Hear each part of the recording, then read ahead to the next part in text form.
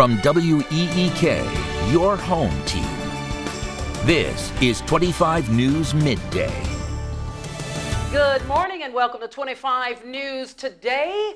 On this beautiful Tuesday morning, I'm Simone Dotzen. Glad to have you with us. And I'm Justin Razavi. Thanks for watching. Jesse, feeling really good out there today. Is that going to continue?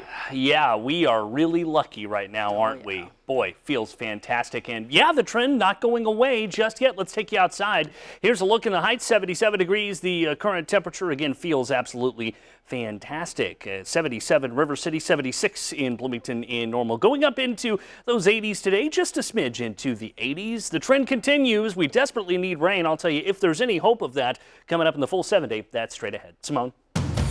Jesse, thank you so much. The owners of CityLink, the part of CityLink that caters to riders with disabilities, is now facing a lawsuit from multiple plaintiffs. That's right. That lawsuit claims not one, but two teens with special needs have been dropped off in the wrong locations by that bus service. The latest case echoes that of 13-year-old Marcus Mize back in June. You might recall he was supposed to be dropped off in Peoria, but instead was allegedly found wandering smaller roads outside of Morton.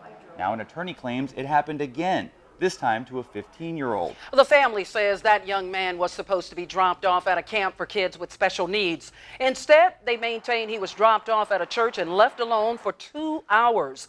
The lawsuit claims they endangered the health and safety of both children and violated the Americans with Disabilities Act.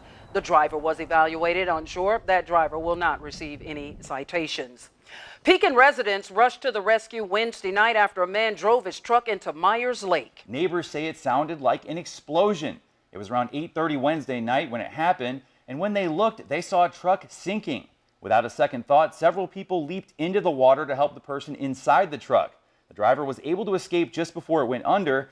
After he was out, other residents, including trained diver Mark Matthew, were able to get the truck back on dry land.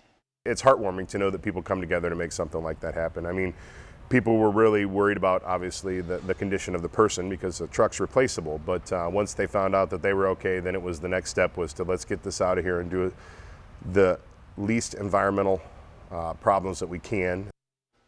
It was later determined the accident was related to a medical condition. The driver was evaluated on shore and isn't receiving any citations. Men at the Pontiac Correctional Facility are giving back from behind bars. They're currently working hard on a 4-acre plot to grow fresh produce, but it's not just for themselves. We'll go out to Caitlin Pearson in the field to explain in just a moment, but first, here's a look at your weather. Yeah, that's right. Boy, it's been fantastic, hasn't it, out there? We've been really lucky with the forecast. Let's take you outside again, taking a look at central Illinois. Notice how we've got that sunshine in place.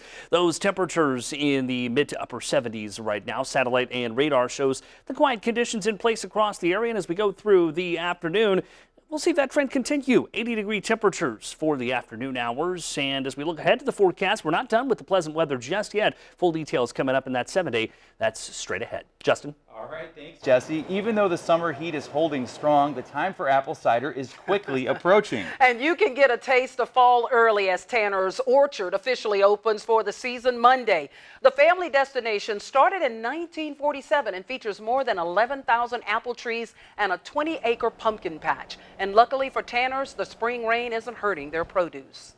No, the weather didn't affect the apples at all. It might have pushed us back maybe a few days or something, you know, for the planting of some of the crops, but we were lucky. We got in when we could. All the family favorites are back this year, like the corn maze and petting zoo. What's new this year is more seating and space in the bakery, plus a Tanner's Orchard original cookbook for sale. And I know you're new to the area, but I tell you, Tanner's Orchard is huge around here. If you like pumpkins and anything, you know, any type of fresh produce and things like that, that's the place to be. But be prepared because people are there in droves. I love pumpkins. I love everything that you just said. I think I'm going to go right now. You're gonna like, hold on, almost, but you're going to love it. And it's a fall thing. Once this place opens, you know fall isn't far behind. Fall, one of my favorite times of the year. Definitely looking forward to checking it out. Sounds wonderful. Coming up next on 25 News Today, prepping for schoolwork next month gets a bit easier this weekend.